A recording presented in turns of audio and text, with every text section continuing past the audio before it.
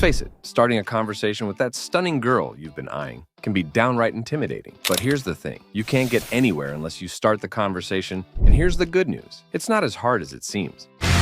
Jessica, you look sensational. Look at you. You got it going on. Like it's all for you. It really? Yes. I'll take it. Let's get out of here. Do you ski?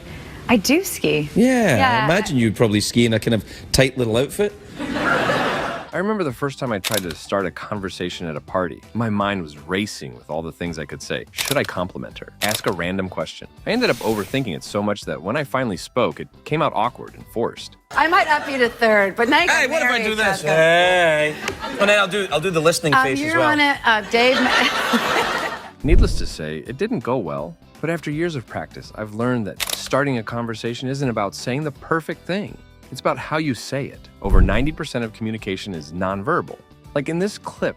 Either you've just grown a lot of hair on your chest, or that's a breast. Because your bum has become like a force of nature in its own right. I believe there are like websites devoted to it, and there are children named after it, and it's a huge phenomenon in the figurative sense. That's right. Your body language, tone of voice, and energy play a much bigger role than the words you say. Today, I'm going to show you the 3 best ways to start conversations with girls that not only grab their attention, but also set the stage for something more. Whether you're at a party, in a coffee shop, or just passing by on the street, these techniques will help you approach with confidence. By the end of this video, you'll know exactly how to open a conversation that intrigues her and keeps things moving. Box arm. Thank you. No one sees them on TV, but I know that they're there. So. We know they're there. Yeah, thank Are you single? I am single. You're handsome. Wow, thank you. Tell me more. Ready to stop overthinking and start connecting? Let's dive in. Let's start with the direct approach. Straightforward, honest, and surprisingly effective. Imagine this. You see a girl you're attracted to, and instead of beating around the bush, you walk up to her and say, "Hi, I just saw you and thought you were really cute. I had to come over and say hello." Simple, right? The direct approach is all about being upfront with your intentions. You're showing her that you know what you want and that you're not afraid to go after it. Think about it like this. When you're direct, you're answering the 2 questions every girl has when you approach her. Who are you? And what do you want? By being honest from the get-go, you're cutting through the small talk and getting straight to the point, which many girls find refreshing. And you're not just being clear, you're also leveraging one of the most powerful tools in your arsenal. Confidence, after all, it's one of the most attractive traits that you can display. This approach works best during the daytime, when there's less social pressure and people are more receptive to genuine interactions. Here's an example. Let's say you're walking through a park and you spot a girl sitting on a bench. You could walk up to her and confidently say, "Hi, I just saw you and had to come over to say hello. You look amazing today." This approach is straightforward and leaves no room for ambiguity. You're making it clear that you're interested, which can be refreshing and flattering, setting the stage for a positive interaction. Just remember, the direct approach isn't about being overly aggressive or creepy. It's about being confident and respectful. So, no need to channel your inner action hero. Just be yourself, but with a little extra boldness. Next up, the indirect approach. Perfect for when you want to ease into the conversation without revealing your intentions right away. The indirect approach is all about subtlety. Instead of walking up and laying your cards on the table, you start with something a bit more casual, a question,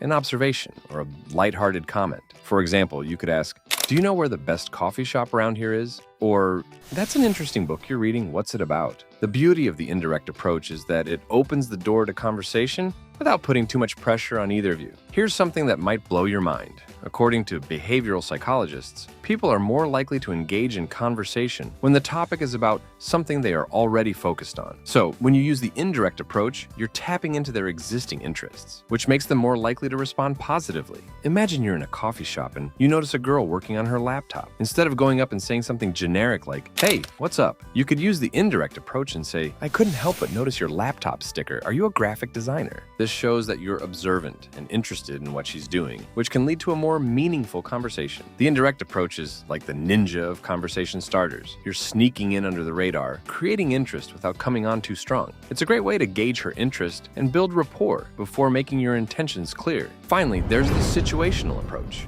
using the environment or context to your advantage. The situational approach is all about being aware of your surroundings and using them to start a conversation. This could be anything from commenting on something happening nearby to reacting to a shared experience. For instance, if you're at a concert and the band just played an amazing song, you could turn to her and say, "That was incredible, right?"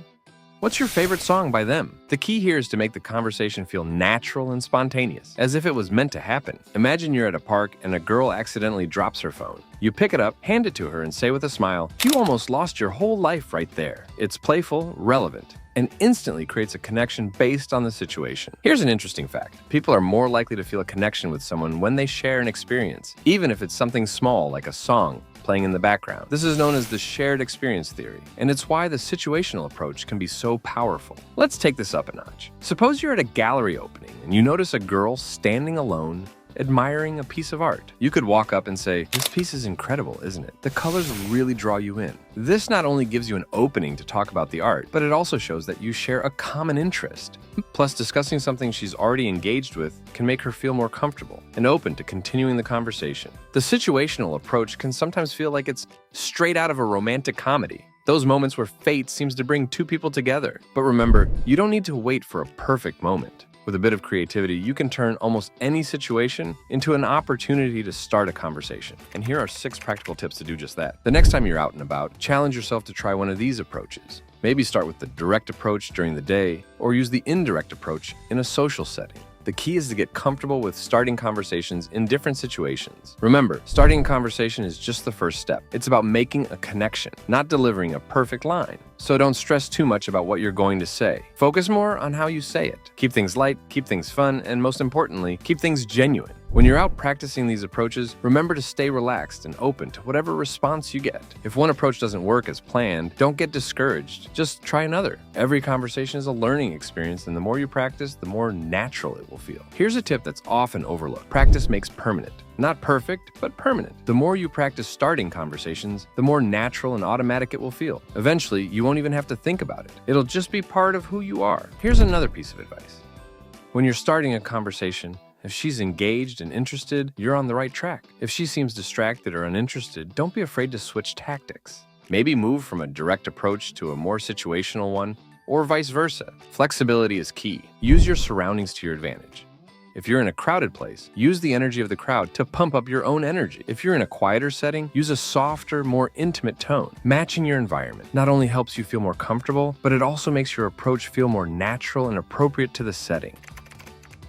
To wrap things up, we've covered the 3 best ways to start conversations with girls: the direct approach, the indirect approach, and the situational approach. Each has its own strengths and can be effective depending on the situation. The important thing is to find the style that works best for you and to keep practicing until it feels natural. So, which of these approaches are you going to try first? Let me know in the comments below. And if you've got any stories about how you started a conversation that led to something great, share them with me. I'd love to hear about it. If you found this video helpful, make sure to give it a thumbs up and subscribe to the channel for more tips on dating and relationships.